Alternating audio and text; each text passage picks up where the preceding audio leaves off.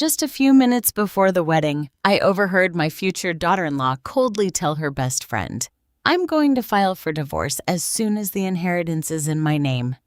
My son had absolutely no idea about his wife's true nature. I smiled slightly, and I began to set the trap that would leave her with nothing. The first thing I thought was, "I'm glad you're here. Stay until the end and tell me which city you are viewing my story from. I want to know how far it has reached." The street pit, the St. Patrick's Church in Aspen, Colorado, seemed to come alive. Voices were chatting and laughing, hurried footsteps. The sound of the staff arranging tables and chairs echoed throughout the courtyard. Today was the wedding of my son, Robert, to Candace Baker, the girl he loved with all his heart.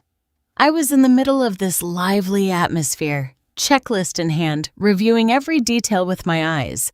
The white floral wreaths at the church entrance had to be straight.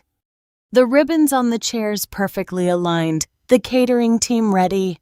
I wanted everything to be perfect, not only for Robert, but for me too. It was the first time I had seen him so happy, and I, a mother who had sacrificed her entire life for him, only wanted him to have an impeccable start. I walked around the courtyard, stopping to smell the intense aroma of the lies, trying to keep calm. But in my mind, the uneasiness lingered. Candace was a beautiful, clever young woman, always smiling like a ray of sunshine. But there was something in her gaze, in the way she held Robert's hand, that sometimes I found hard to understand. I told myself maybe I was overreacting. Age had made me suspicious, pensive. I shook my head to ward off that premonition. After checking everything, I decided to stop by the bridal suite. Candace was standing in front of the mirror in an immaculate white dress that hugged her slender figure. Marissa, her best friend and maid of honor, was carefully adjusting the long train of the dress that brushed the floor. Seeing her, I couldn't help but admire her. "You look gorgeous," I told her sincerely. "This dress is perfect on you." Candace turned, smiled radiantly, and thanked me with a sweet voice. But that smile, now that I think about it, was a little too perfect, as if rehearsed. I suggested she drink some water to stay hydrated and went out to find her a fresh bottle. It was hot that day, and I didn't want my son's bride to feel exhausted during her big moment. I walked down the hall and found a bottle in the prep room.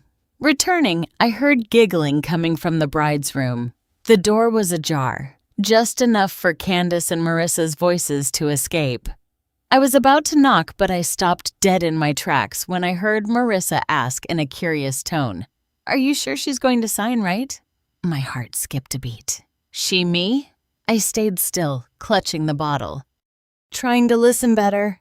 Candace's voice sounded cold as ice. "In a few days, I'm sure she'll hand me the pen. I'm going to file for divorce as soon as the inheritance is in my name. And when everything is done, I'm going to sell all the assets to pay off debts and disappear." I felt the blood stop circulating. The assets, sell everything, disappear. I was still trying to process when Marissa let out an amused laugh. "What if she changes her mind?" Candace replied with a tone so cunning it chilled me to the bone. "Then I'll invent any excuse to divorce him and find someone else. In the worst case, I'll get rid of Robert. He has no idea about anything." I stood there paralyzed behind the door. My mind was spinning as if the floor was sinking beneath my feet. Candace, the woman I thought was a blessing for my son, was planning to take everything that belonged to our family. Worse yet, she dared to suggest getting rid of Robert, my son. The being I had loved and protected all my life. I wanted to walk in, scream at her, ask her how she could be so cruel, but my legs were glued to the floor. I just kept listening. Candace continued, her voice light as if telling something unimportant. "It's not the first time. I already did it in Phoenix. It's just a matter of knowing how to move the pieces." Phoenix the first time? Had she done this before? I felt a sharp pain in my chest as if someone were squeezing my heart. All the times Candace smiled at me. All the times she called me Mom with that sweet voice now appeared in my mind as a farce. I had trusted her. I had opened my heart to welcome her into the family. And yet, she only saw us as prey. Suddenly, I heard firm footsteps behind me. I was startled, my heart pounding so hard I felt it would burst out of my chest. I quickly turned around, walked to a corner of the hallway, and pretended to look intently at my phone. My hands were trembling. I almost dropped the water bottle. I glanced sideways and saw an employee pass by with a carefree expression. She didn't suspect a thing, just smiled at me and asked if I needed anything. I shook my head, forcing a no thank you, while hearing my own voice tremble. I returned to the ballroom as if I had never heard Candace's poisonous words. But in my mind, every phrase of hers repeated itself again and again like a knife cutting my heart. How could I remain calm knowing that my future daughter-in-law planned to take everything from me and even harm my son? The ceremony began. I stood next to Steve, my husband, in St. Patrick's Church. The light filtering through the stained glass windows fell upon Candace, giving her a sweet, almost saintly air. She walked arm in arm with Robert with a radiant smile like the sunrise and bright eyes fixed on my son, as if the whole world belonged only to the two of them. Seeing the scene, my heart sank. If I hadn't heard the conversation earlier, maybe I would have cried with emotion for my son. But now, every gesture from Candace, every smile, gave me the chills. She acted too well, like a puppet moved by invisible hands. I squeezed Steve's hand harder, trying not to let him notice I was trembling with rage. The wedding proceeded solemnly. The priest pronounced the blessing, his voice echoing between the ancient stone walls. When Robert and Candace exchanged rings, applause filled the church. I applauded too, but I felt an enormous weight in my chest. I looked at Robert, smiling happily, without the slightest suspicion. I wanted to scream. I wanted to pull him away from her, but I couldn't. Not now. I needed time and proof to show who Candace really was. After the ceremony, everyone went out to the door, adorned with flowers, to take photos. I stayed next to Steve, smiling forcedly for the camera. While relatives from both sides praised me for how well everything had turned out. "Mary, it was gorgeous," a cousin told me, patting me on the shoulder. I felt grateful, but I didn't take my eyes off Candace. She was standing apart, whispering something to an unknown man in a gray suit. He was tall, thin, with salt and pepper hair and a cold gaze. They spoke quickly, and then Candace looked at me. I saw a flash of nervousness in her eyes before she hid it with a smile. I felt a jolt in my chest. Who was that man? What did he have to do with Candace's plan? A few minutes later, that man approached me. "Hello, Mrs. Mary," he said with a grave and courteous voice, accompanied by a slight smile. I nodded in response, trying to remain natural, but my mind was racing. I didn't remember seeing him before. Could he be a guest from the bride's family or a friend of Candace's? I wanted to ask, but immediately the next group of photos called me. And Candace came back right away. She took Robert's arm and pretended to adjust his tie in front of the camera. That gesture seen from afar seemed so tender, so full of love, but I knew it was nothing more than an act. On the way to the Ritz-Carlton for the reception, we traveled together in the bridal car. Steve and I were in the front seat while Robert and Candace were in the back. I heard Candace laugh softly and say something to Robert about the music choice for the first dance.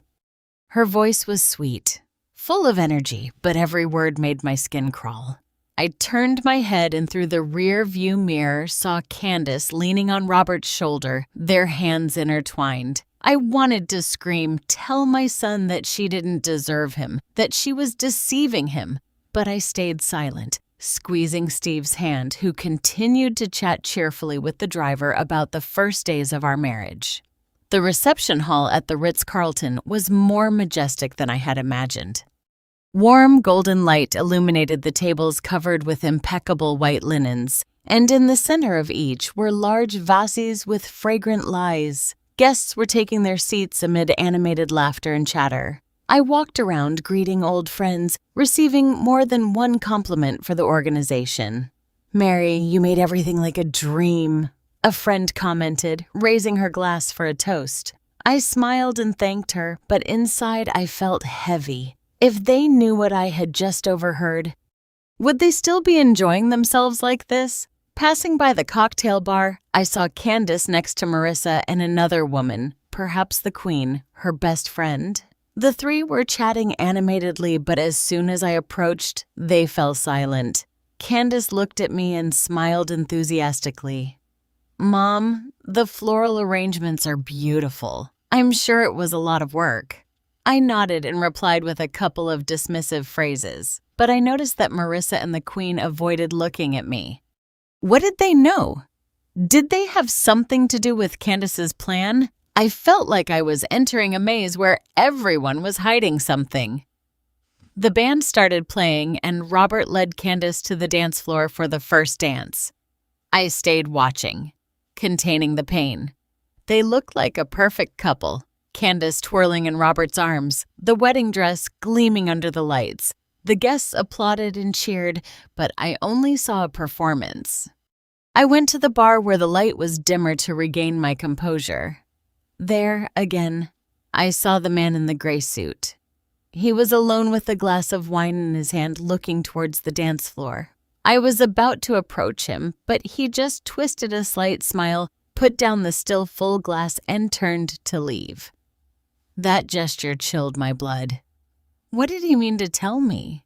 I returned to the table and sat next to Alice, my youngest daughter. She was in her final year of law school. Smarter and more perceptive than anyone else in the family. Alice leaned towards me and whispered, "Mom, I've noticed that Marissa and the Queen keep looking at you since the party started. They don't seem very comfortable."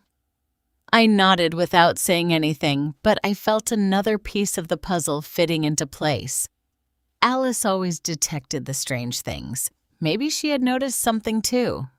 When the MC announced it was time to cut the cake, I glanced sideways at Candace.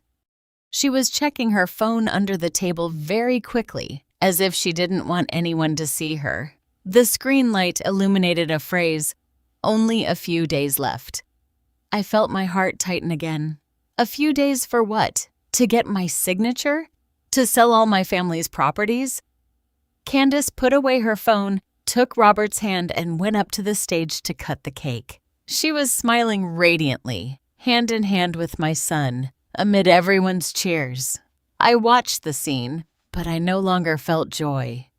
Only suspicion, pain, and a determination that was growing inside me remained. I stayed silent, watching, memorizing every little detail from the morning. The man in the gray suit, Candace's restless gaze, the discomfort of Marissa and the Queen, the mysterious message. Everything seemed like pieces of a puzzle that I still couldn't understand, but I knew I had to discover the truth. The morning after the wedding, the atmosphere at the Ritz-Carlton still retained some of the euphoria of the day before. But for me, everything had changed. I went down to the lobby with a bundle of documents to review the payment for the rooms of the guests who had stayed. The aroma of morning coffee drifted from the reception, but my mood didn't relax. Candace's words from last night kept swirling in my head like a nightmare that wouldn't dissipate. I repeated to myself that I had to remain calm, that I had to find a way to protect Robert. But every step I took felt heavy, as if I were carrying all the pain and distrust. At the reception, I ran into Marissa, maid of honor and close friend of Candace. She was handing over her room key, her face tired, dark circles under her eyes, and without the slightest trace of joy from someone who had just attended a high-profile wedding. I observed her, trying to read if there was anything unusual. Marissa didn't look at me. She just lowered her head and tangled her fingers in her purse strap. I approached and smiled softly. "Marissa, will you sit with me for a moment? Have a coffee to clear your head." She looked up a little surprised and nodded reluctantly. We sat in a corner of the lounge where soft light came in through the window. I ordered 2 cups of coffee, trying to make my voice sound as natural as possible. "Did you have a good time yesterday?" At a wedding like that, you must be exhausted, right? I asked, not taking my eyes off her face. Marissa took a sip and replied dryly, "Yes, very good. Everything was very nice." Her tone was dry, her gaze evasive, as if she feared I would discover something. I leaned in a little toward her and lowered my voice. "I saw a man in a gray suit yesterday. It seemed strange to me. Do you know him? Is he a friend of Candace's?" Marissa was startled. Her hand trembled and the coffee sloshed in the cup. "No, I don't know him." "He must be a guest from the bride's side," she answered quickly and immediately stood up. "Excuse me, I have to go get my things." I nodded with a smile, but deep down I knew she was hiding something. When Marissa left, I looked towards the lobby door just in time to see the queen appear. She was wearing a light blue dress, her hair pulled back, but as soon as our eyes met, she turned round and left quickly. That gesture was too obvious, as if she feared I would confront her. I made the excuse that I had to answer a call and got up, although I really wanted to observe. From a corner of the lobby, I saw Marissa head directly towards the queen in the outer courtyard. Their faces were tense as they whispered something. I couldn't hear, but my instinct told me they were worried, and that I was the reason. I went out to the courtyard and took a deep breath of the fresh aspen air. The lake shone under the sun, but my heart was cloudy. Just then, I saw Alice, my youngest daughter, talking to a wedding service employee. She signaled me to come closer with a look full of intention. "Mom, this boy told me something very interesting," Alice said in a low voice. The employee, a young man named Paul, looked around and then recounted.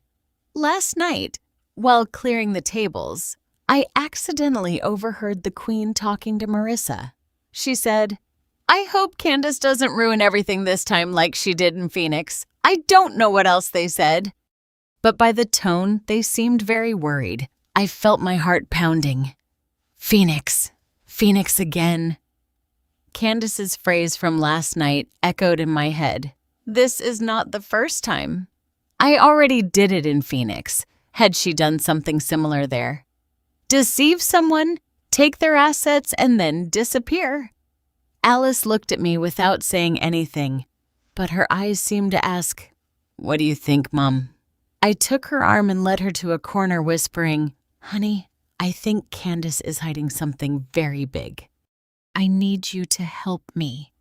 Alice nodded. Her eyes lit up like a warrior ready for battle. She had always been perceptive, always able to see beyond the obvious. I felt a little relieved, but at the same time, the fear inside me grew. If Candace was as dangerous as I suspected, Robert, my son, was at risk. At noon, the family gathered to eat at a small restaurant by the lake in Aspen. The aroma of grilled fish and sauce was delicious, but I couldn't swallow anything. Candace was sitting opposite, diligently pouring wine for Steve and praising the place I had chosen. "Mom, this restaurant is perfect. Everything is delicious." She smiled with a cloying sweetness, but I only saw her fakery. Steve laughed loudly and patted me on the shoulder. "Mary, see? We have a daughter-in-law who knows how to appreciate things." I nodded, forcing a smile, but inside I felt as if I had thorns. Every gesture of Candace's now aroused my distrust. When dessert was served, I saw Candace glance at her phone. She unlocked it quickly, read something, and immediately turned the screen away as if she didn't want anyone to see it. Robert, sitting next to her, asked curiously, "Who texted you that you're smiling like that?" Candace replied immediately with a soft voice, "Oh, just a friend from far away congratulating us." But I didn't believe her. Her smile, the hurried way she put away her phone, everything seemed suspicious to me. I wanted to snatch the phone from her and read that message, but I restrained myself. I had to stay calm and gather more evidence. Returning to the hotel as I crossed the hallway, I ran into the Queen. She smiled and wished me good night with a sweet tone as if nothing were wrong. But passing by me, I heard her murmur in a low voice, but loud enough for me to hear, "You won't be able to stop it."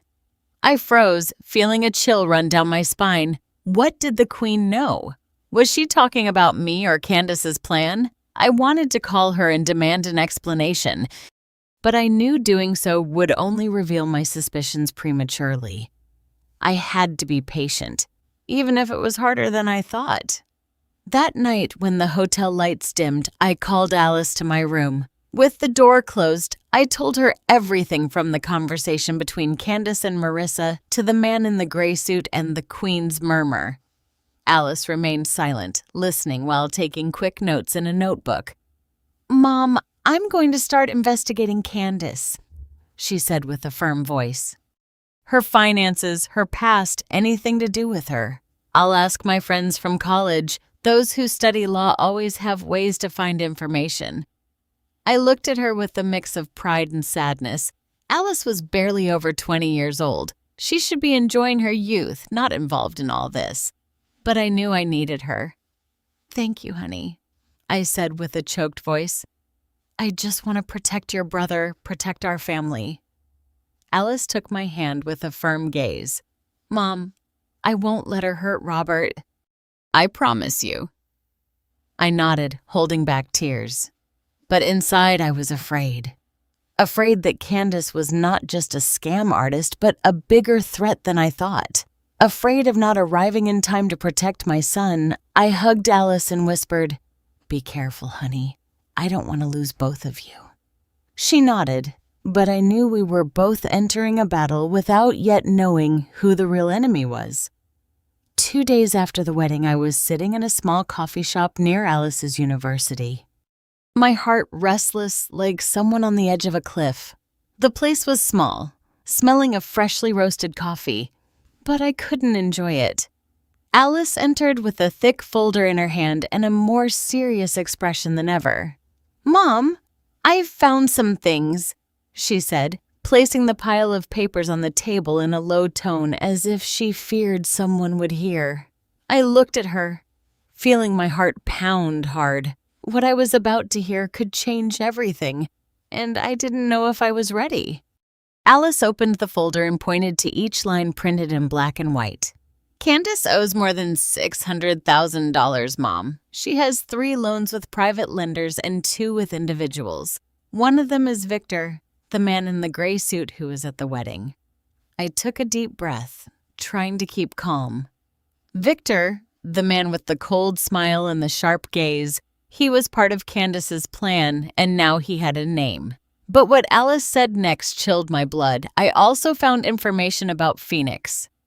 Candace almost married a businessman from there, but the wedding was canceled only 3 days before. The groom's family didn't say anything, but it's rumored that they lost a large amount of money from the company. No one could prove that Candace was involved. But think about it, Mom. Too much of a coincidence, don't you think? I turned the pages with trembling hands. There was a loan in the name of Candace's mother, Mrs. Lopez, but the guarantor was Candace herself. It wasn't a small amount of money, and the deadline to pay it was about to expire. I looked at Alice with a choked voice. "This girl, she's not just deceiving Robert. She's done this before, hasn't she?" Alice nodded with a firm but worried look. "I'm going to keep investigating, Mom. I have friends in Phoenix. They can find out more." "But, Mom, I think we should be careful. Candace is not acting alone." I nodded, feeling a stone in my chest. Candace was not just an ambitious woman. She was a predator, and my family was her next prey. We left the coffee shop. I hugged Alice tightly before she got into her car to return to the university. "Be careful, honey," I told her with a trembling voice. "I don't want you to be in danger." Alice smiled, but I could see the tension in her eyes. "Don't worry, Mom. I'm going to discover the truth." I watched her drive away, and I stood on the sidewalk, feeling a loneliness I had never experienced before. I had lived for more than half a century. I had faced many difficulties to build this family, but I had never felt as helpless as at that moment. In the afternoon, I returned home with a heavy heart. Robert was sitting in the living room reading the newspaper. I asked him, "Where is Candace, son?" He looked up and smiled slightly. "She went out with Marissa. They probably went shopping." I nodded, but suspicion was already starting to grow in my head. Marissa, the friend who always avoided looking me in the eye. What were they doing? I made the excuse to go to the grocery store to buy ingredients for dinner, but I really wanted to breathe. I wanted to clear my mind. In the parking lot near the market, I suddenly saw Candace and Marissa next to a black SUV. Next to them was Victor, the man in the gray suit. He handed Candace a thick white envelope, his gaze alert, looking around. Candace took the envelope, quickly put it in her purse, and the three separated as if they feared being discovered. I turned the car around immediately, my heart pounding hard. What was in that envelope? Money, documents, or something more dangerous? I drove down another street so they wouldn't see me, but inside I knew I had just witnessed another piece of the plan. That night, the whole family gathered for dinner. Candace was cheerful, talking and laughing. Today, I met a friend who works in investments. He told me there is a very promising opportunity, she commented, her eyes shining as if sharing great news. Steve nodded in approval. Very good, Candace. You are very active. Robert chose his wife well. Robert smiled, took Candace's hand with a proud look. I watched the scene, but I couldn't swallow the food.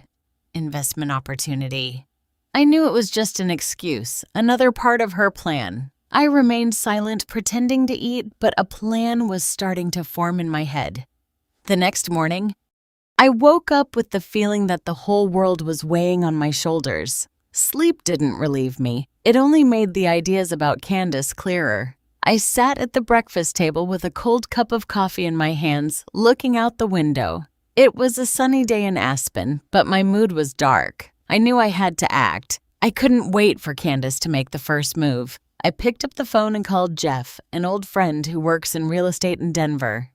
Jeff, do you know anything about a guy named Victor who usually wears a gray suit who lends money? I asked directly. Jeff was silent for a moment and then answered cautiously. Victor, that one is famous as quick collector in Colorado Springs. He lends at extremely high interest. He has no scruples.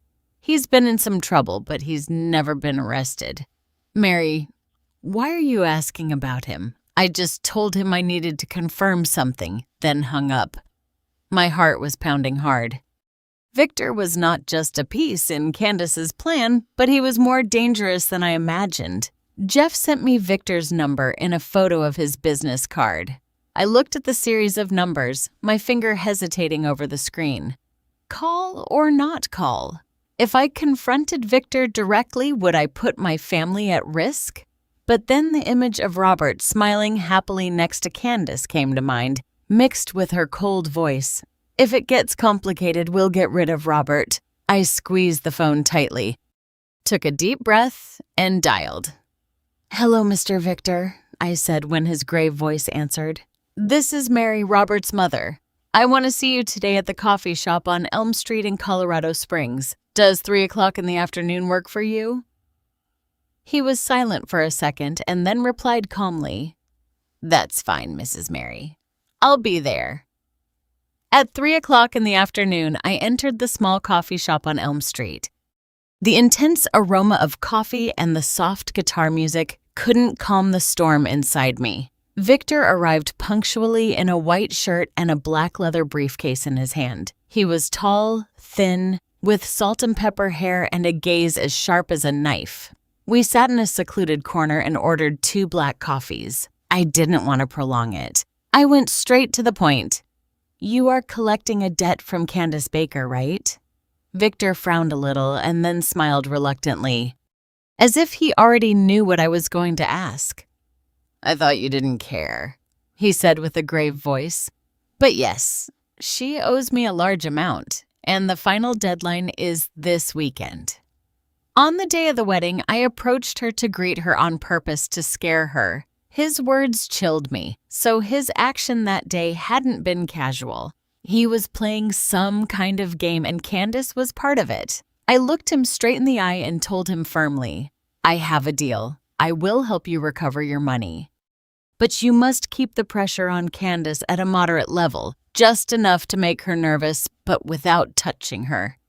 Victor crossed his arms, tilted his head, and observed me intently. "And why do you need me to do that?" he asked curiously. I replied, trying to keep my voice serene. "I need her to make a mistake on her own. When I have enough proof, I will pay you the rest of the debt." Victor remained silent, looking at me as if evaluating whether he could trust me. Then he nodded. "Agreed, I accept, but Mrs. Mary, I don't like to wait long." Before leaving the coffee shop, Victor added something that left me cold. "You know, I had planned to do business with your husband Steve, a big real estate project in Colorado Springs, but Candace got involved. She offered him a loan opportunity with high interest. After that, he withdrew from my plan.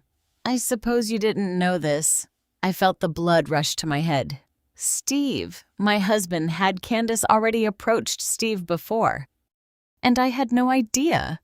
I didn't answer. I just picked up the business card Victor left on the table, my hand trembling. "Thank you for coming," I said dryly and got up to leave. But inside, I felt torn in two. Not just Robert, but Steve, too, had been manipulated by Candace. I had trusted her. I had welcomed her into my family, and yet she had been stabbing us in the back for some time. Arriving home, I found Alice waiting in the living room. She had come to visit me. But I knew she was also worried like me. I took her to my room, locked the door, and told her everything from the meeting with Victor to what he revealed to me about Steve. Alice listened with wide eyes and then nodded. "Mom, she is more dangerous than we think. I'm going to prepare a recording kit and small cameras just in case. If Candace acts, we must have proof." I looked at her, feeling both pride and sadness. Alice was still young. She should be worried about her studies and her friends. Not involved in this. "Be careful, honey," I said with a choked voice. "I don't want you to get involved." Alice took my hand and smiled. "Mom, I'm your daughter. I won't let her win." Sitting in the room, I looked out the window as the sunset covered Aspen with a soft orange hue, but my heart was not calm. I thought about Steve, the man with whom I had overcome so many difficulties to build this hotel. He might be naive, trusting, but why didn't he tell me about that loan? Was he hiding something else from me? And Robert, my son, was still blindly in love with Candace, without imagining that she planned to destroy our family. I covered my face with my hands, feeling helplessness invade me. I've lived for more than 60 years. I've faced many trials, but I've never felt as defenseless as now. I just want to protect my family, but every step I take is like treading on a minefield. That afternoon, soft golden light covered the living room of my house where the whole family was gathered. I was sitting in the old armchair, my hands tightly clasped, trying to keep my voice as calm as possible. Steve was in front of me, skimming the newspaper as he did every day, while Robert and Candace sat together on the sofa, their hands clasped and Robert's gaze full of love for his wife. I took a deep breath and spoke in a measured tone as if I were just making random conversation. "I think it's time for me to rest a little. I'm getting old and this hotel needs someone younger to manage it. Robert, how about I transfer a part of the administration to you?" Candace immediately raised her head, her eyes shining in a wide smile as if she had won the lottery. "Really, Mom? Oh, you really think about our future?" Her voice sounded enthusiastic, but I caught a glimpse of greed in her eyes. Robert just smiled slightly and nodded. "Thank you, Mom, but take your time." I'm not in a hurry. He had always been like that, with no ambitions beyond family happiness. I looked at him with a sharp pain in my chest. If he knew what his wife was planning, could he still be smiling like that? I pretended to think, and then, as if by accident, I added, "Oh, if my daughter-in-law appeared as a co-owner, it would also be practical. Robert travels a lot for work, and with Candace in charge alongside me, I would be calmer." I glanced sideways at Candace and saw her straighten up, smiling even more. "If you trust me, I'll do everything possible," she replied in a voice sweet as honey. But I knew it was the voice of a snake stalking its prey. Steve nodded and patted me on the shoulder. Good idea, Mary. Candace is dynamic. She would surely do well. Robert looked at his wife with pride. I smiled, but inside I felt a cold chill. The first hook was cast, and I knew Candace was about to bite it. Right after the conversation, I received a message from Alice. She had secretly installed an application to back up messages from Robert's phone when she borrowed her brother's cell phone to take wedding photos. Alice wrote, "Mom, Candace just texted Robert asking him to help her convince you to sign the transfer papers soon. She also told him, this opportunity cannot be missed." I read the message and gripped the phone tightly. Everything was going as I had predicted.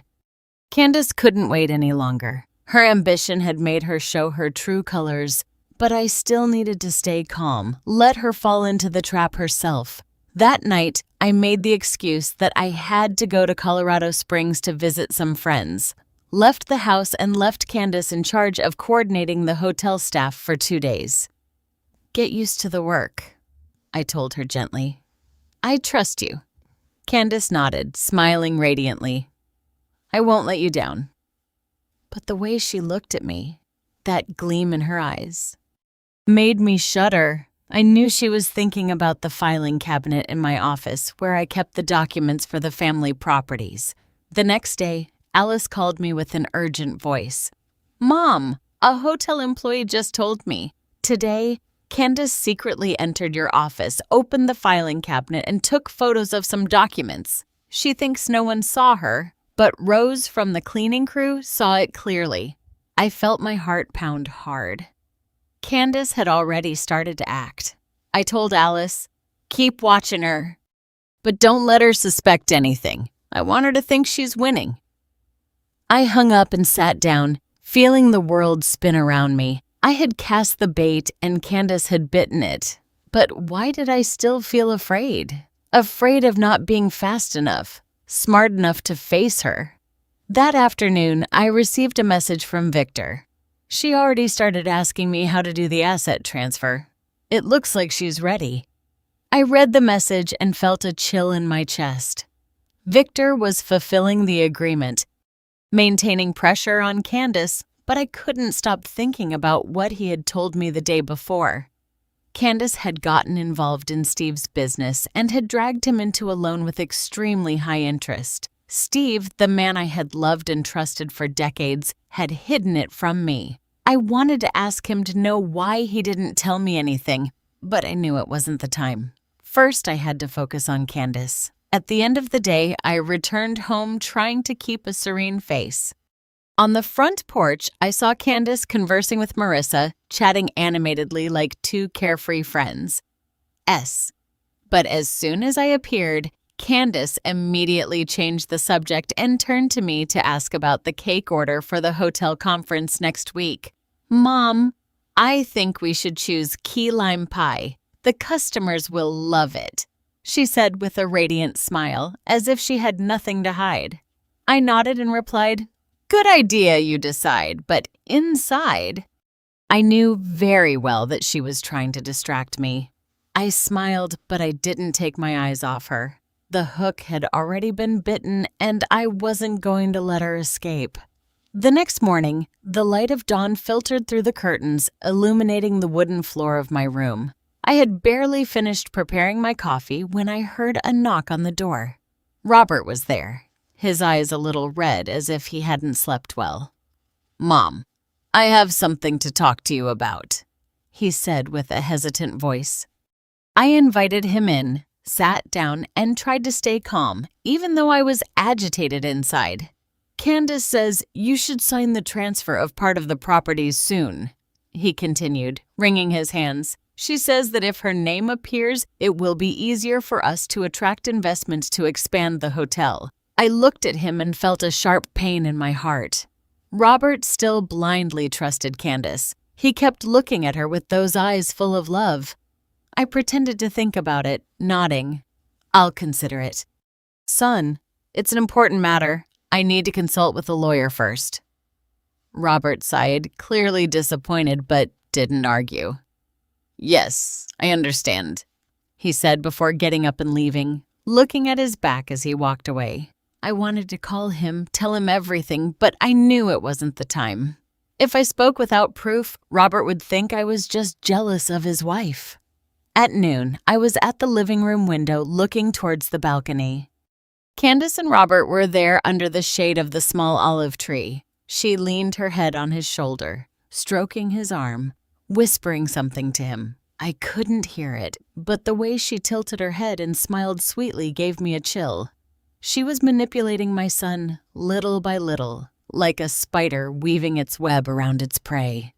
I clenched my fists, holding back the rising anger. I've lived for over 55 years. I've seen all kinds of people, but I've never met anyone so fake. Candace not only wanted the assets, she also wanted Robert's trust and love, only to destroy everything later. That afternoon, Alice called with an urgent voice. Mom, I just spoke to Victor. He told me that Candace called him this morning and said, I'll have her signature in a few days. She is very sure of herself. I felt my heart race. Candace was moving faster than I imagined. Take good care of yourself, I asked Alice with a trembling voice. I don't want you to take risks. Install more recorders in the office and in my room, but don't let anyone know. Alice replied with a firm voice. Mom, don't worry. I know how to do it. I hung up the phone and sat down in the chair, feeling as if the whole world was crushing me. Alice was young but stronger than I thought. I felt proud, but it also hurt me. She should be worried about her final exams, not involved in this. That night, I was in my room when Candace knocked on the door. She was carrying a bottle of expensive wine and a radiant smile like a light. Mom, I want to invite you for a drink, she said with a sweet voice to celebrate a new beginning for our family. I smiled and invited her in, although inside I only wanted to kick her out of the house. We sat down. I poured the wine and tried to remain natural, but I noticed her gaze drifting towards the desk where I had deliberately left some folders with property documents. She thought I didn't know, but I was already prepared. How are you? I'm sure managing the hotel these days has been tiring, I asked with a soft voice. Candace smiled and replied, Yes, a little busy, but I like it. Do you want me to help you more?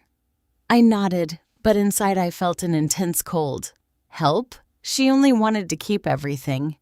When I pretended to get up to answer a call, I looked through the crack of the door. Candace immediately got up and opened one of the folders. She took out her phone and photographed every page with quick and sure movements as if she had done it many times. The mini camera that Alice had placed on the shelf surely recorded everything. I was in the hallway, my heart pounding hard between rage and fear. She was too bold, too confident, but that very confidence would make her fall into the trap. Candace left, leaving the bottle of wine on the table. I hope to be able to help you with the family responsibilities soon, she said with the same perfect smile. I nodded and replied, I hope so too, honey. But when the door closed, I slumped into the chair, my hands trembling. I had already seen her act. I already had proof. But why did I still feel restless? Maybe because my family, the people I loved the most, were on the verge of breaking, and I was the only one who could prevent it. The next morning, I woke up with the feeling that someone was squeezing my heart. The sun in Aspen streamed through the window, but it couldn't dispel the cold inside me. I went out to the porch and opened the mailbox, as I did every day. A white envelope was alone inside, with no sender or address. I opened it with somewhat trembling hands and saw a small piece of paper with a carelessly handwritten phrase, "They are watching you." My heart pounded hard as if it were going to explode. Who had sent that? Candace, Victor, or someone else I didn't know yet? I looked around, feeling as if invisible eyes were observing me from somewhere. I put the paper in my pocket and decided not to tell anyone, but my mind was already reviewing handwriting traces, trying to remember if they resembled someone I had seen before. At noon, Alice called me to a quiet corner of the hotel. She handed me her phone. her eyes full of concern. "Mom, I saw a video from the camera in Candace's private room," she whispered. I looked at the screen and saw Candace sitting at the table with a pen identical to the one I use. She was practicing my signature, Mary Herrera, on a pile of blank sheets, repeating each stroke over and over carefully like an artist. I felt the blood freeze. She was preparing to forge my signature, to keep everything Steve and I had built. "She truly has no conscience," I murmured with a trembling voice. Alice took my hand, her gaze firm. "Mom, we almost have all the proof. She's not going to escape." But looking at her, I only felt pain. Alice was young. She should be thinking about her studies, about falling in love, not getting involved in this dangerous game. At the same time, my phone vibrated. It was Robert. His voice sounded confused on the other end of the line. "Mom, do you really want to put the properties in Candace's name?" she insists. "She says it's to facilitate the work, but I think it's a bit rushed." I felt a pang in my chest listening to him. Robert, my son, was still under Candace's manipulation, but this time I perceived a slight doubt in his tone. "Why do you ask?" I replied, trying to stay calm. "Candace keeps saying it that if you agree, we should do it soon," Robert answered with a hesitant voice. I took a deep breath and told him, "I'm thinking about it, son. This can't be rushed. Calm down. Leave it to me." I hung up, but I was left with the feeling of heaviness in my heart. Robert was starting to doubt. But would he have enough strength to face the truth about the woman he loved? That night, I met Robert at a small coffee shop near the pier in Aspen. I asked him to make an excuse so Candace wouldn't find out, fearing she would try to prevent it. The place was empty. Only the gentle sound of waves hitting the shore and the aroma of coffee floating in the air could be heard. Robert arrived in a simple shirt, but his face was tense and his eyes were red, as if he had been crying. I took his hand, speaking softly. "Robert, I need to talk to you about something important." Then I showed him the proof Alice had gathered. Photos of Candace receiving an envelope from Victor, a video in which she photographed property documents, and a recording of her conversation with Marissa before the wedding. I told him everything from the day I accidentally overheard Candace's plan to what Alice had discovered about her past in Phoenix. Robert remained silent, gripping the phone, his face changing from red to white. I saw his eyes moisten as if he were holding back tears. "It can't be," he murmured with a broken voice. "Candace wouldn't do that." "Mom, are you sure?" I squeezed his hand, my voice choked. "I didn't want to believe it either, son, but I can't let her hurt you or our family." He lowered his head, silent for a long time until he said, "I need time to process all this." Seeing him like that, I only wanted to hug him and ease his pain. But I knew this truth was necessary, even if it hurt. When I got home, the phone vibrated again. It was a message from Victor. "She's starting to worry because you haven't signed. She will act soon." I read it, feeling like I was taking another step into a dangerous zone. Candace was losing patience, and that could make her more reckless. I replied to Victor, "Keep pressuring her, but don't overdo it." Then I sat there looking out the window, trying to breathe to calm myself. Every step of this plan was like a card game, and I couldn't lose. I thought about the note I found in the mailbox that morning. "They're watching you." Did Candace already suspect me? Or was there another person in the shadows observing everything? On Monday morning, the sunlight streamed through my office window, but the air felt as cold as my insides. Sitting behind the desk, I held a carefully prepared packet of documents, trying to maintain a serene face. When Robert and Candace entered, I smiled and invited both of them to sit down. "I have some papers I want you to review," I said softly, as if it were just a casual chat. I slid a limited authorization towards Candace and explained, "This is a power of attorney, so you can sign some minor service contracts for the hotel on my behalf. I think it's a good way for you to start getting familiar with the work." Candace took the paper, quickly scanned the lines, and smiled as if she had found a treasure. "Thank you very much, Mom," she said sweetly, and signed immediately without asking any questions. I looked at Robert and saw him sitting there pensive. After what I told him the night before, I knew he was still stunned, unable to believe that the woman he loved could have planned something like that. When Candace finished signing, I noticed her gaze shift towards the locked cabinet in the corner of the room where I keep the main file of the family assets. That look was quick, but enough for me to see the hint of greed.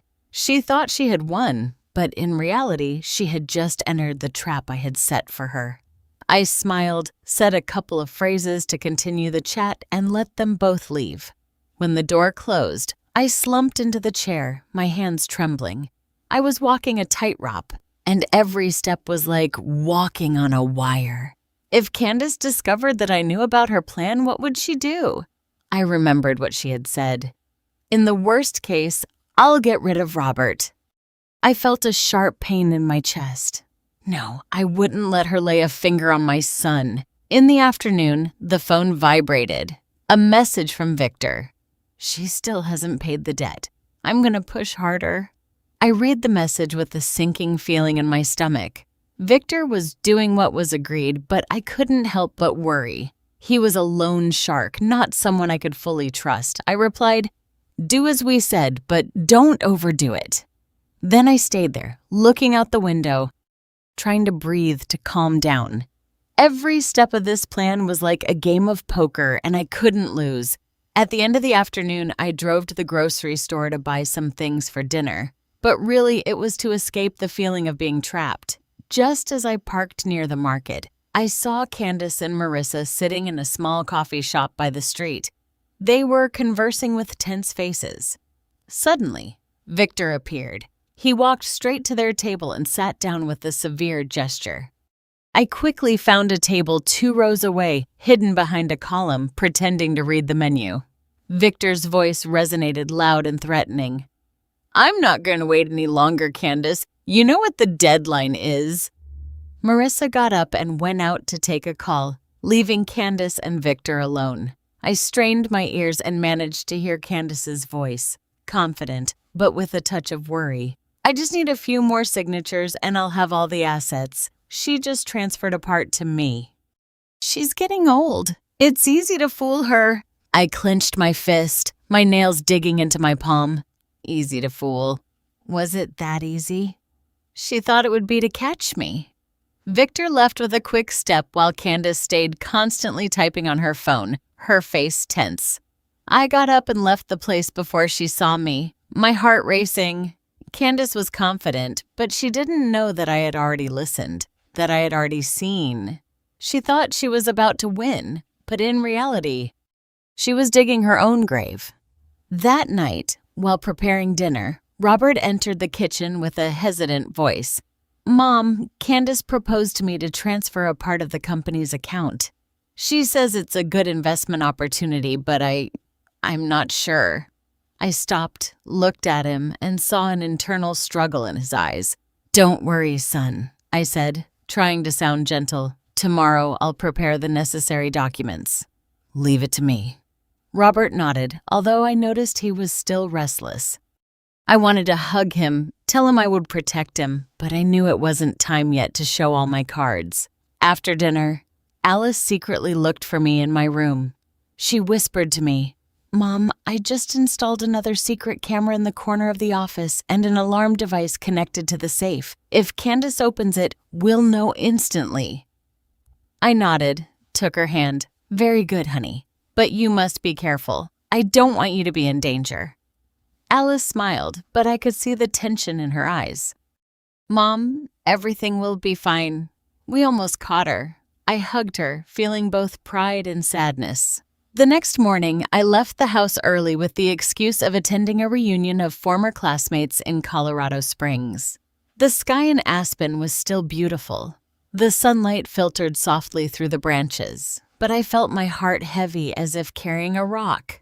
I knew today was the decisive day, the day the trap I had set would close. Before leaving, I sent a message to Alice. Stay alert. Stay. If anything strange happens, let me know immediately. She replied briefly. Don't worry, Mom. I'm ready. I drove towards my destination, but my mind remained at the hotel where Candace was digging her own grave. Almost at noon, my phone vibrated. Alice wrote, Mom, the safe alarm was activated. My heart started pounding hard. I opened the camera application Alice had installed and watched live what was happening in the office. Candace, in a simple white shirt, was standing in front of the safe. She opened it and took out a package of property documents and the false power of attorney that I had deliberately left there. She sat down at the desk, picked up the pen she had practiced with, and signed Mary Herrera on the papers with a concentrated expression. I felt my blood boil.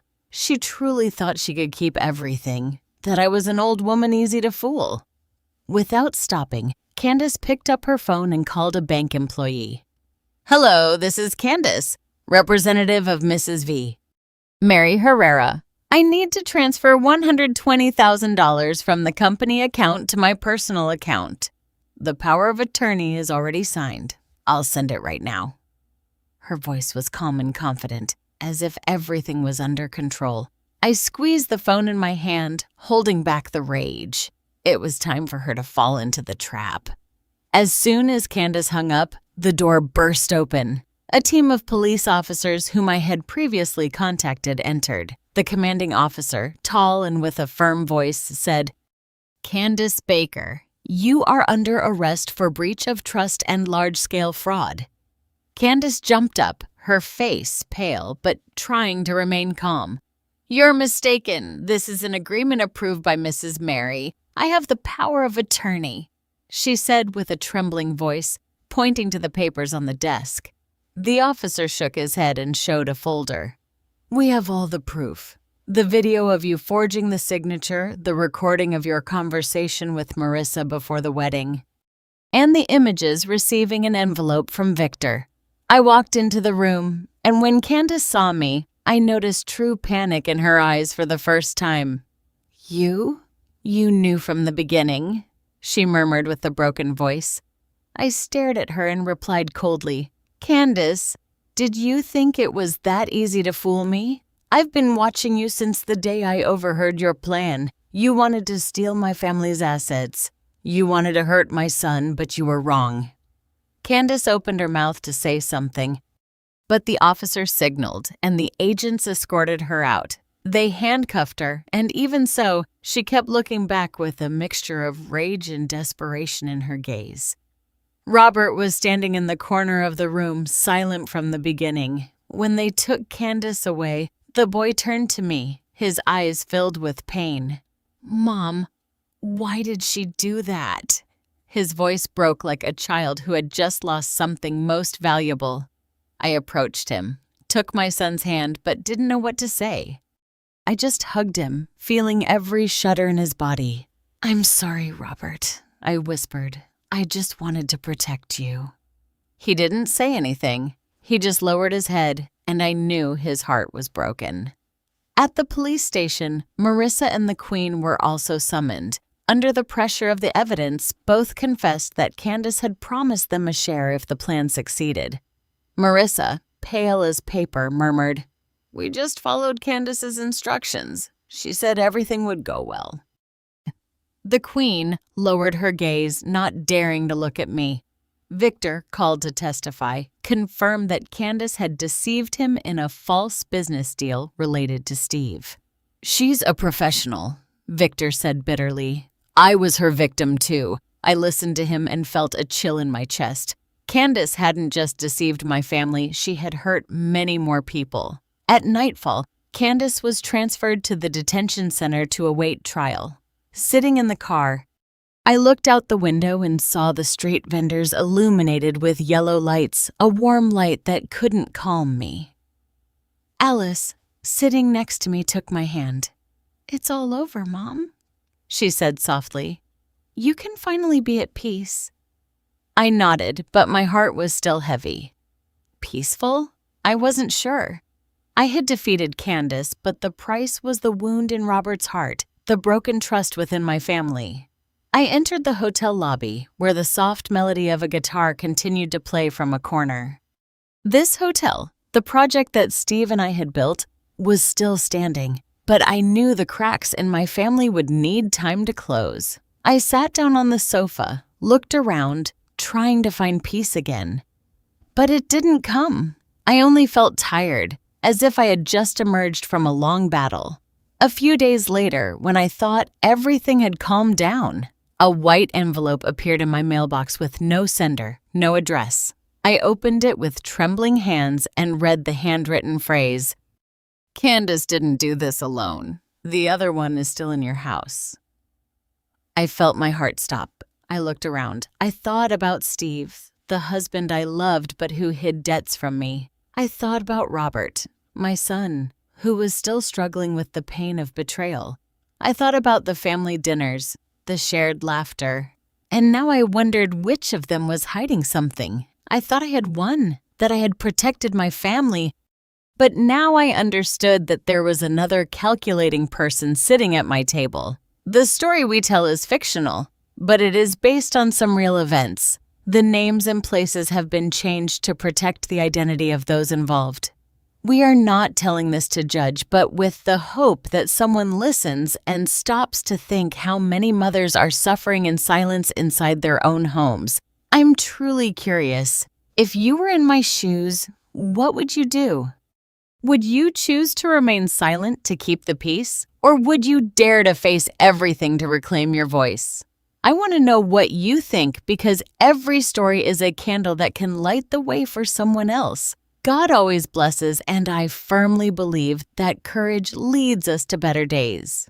Meanwhile, on the final screen, I leave you two of the channel's most beloved stories. I assure you, they will surprise you. Thank you for staying until the